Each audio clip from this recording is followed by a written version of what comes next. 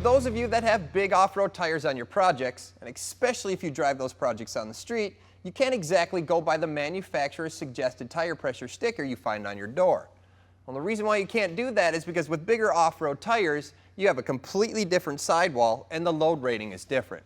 Well, we're going to show you a quick and easy way, using sidewalk chalk that you steal from your kid's toy box, to set the tire pressure in your tires, because we definitely don't want these wearing a hole in your wallet. The way this works is you want to apply a lot of chalk straight across the tread pattern of your tire. Then, in a nice empty parking lot, go for a drive. Make sure you go straight and don't turn your tires. For our test, we went about 100 yards in a perfectly straight line. With the video slowed down, you can now see the wear that's happening on the chalk. We did our first test at 32 psi, and coming to a stop, you can see the nice even wear across the tread. Now that proves with this even tread wear that 32 psi is the perfect air pressure to be running in these tires with the weight of our scalp. But let's see what happens when we bump it up to, let's say, 50 pounds. Again, apply a heavy amount of chalk across the whole tread.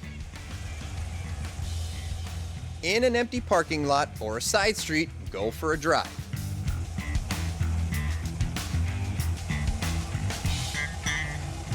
And coming to a stop this time, we find the chalk is wore off on the dead center of the tire.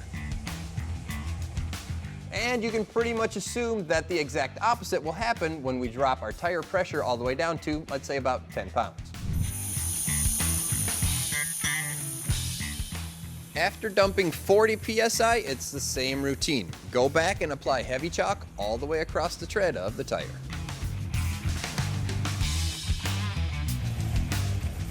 It's the same routine again, just keep it in a straight line.